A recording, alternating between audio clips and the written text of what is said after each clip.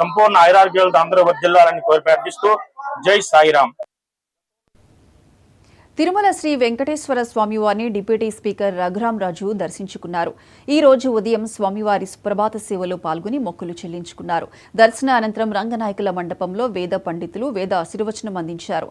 ఆలయ అధికారులు స్వామివారి తీర్థ ప్రసాదాలు అందజేశారు.